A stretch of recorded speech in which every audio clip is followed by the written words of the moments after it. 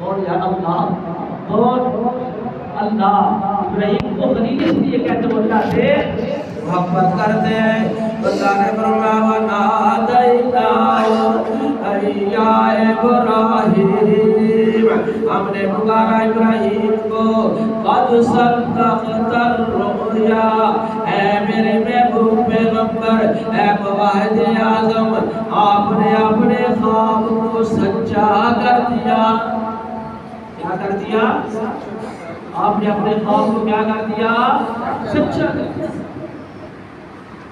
پھر فرمایا اللہ نے ابراہیم پیغمبر کو بھیجا، جاؤ جنت سے پیدا لے کر کے جاؤ. وہ اللہ انا کذالک نجزی المحسنین، بے شک ہم اسی طرح بدلہ دیتے ہیں نیکی کرنے والوں کو. ہم اسی طرح بدلہ دیتے ہیں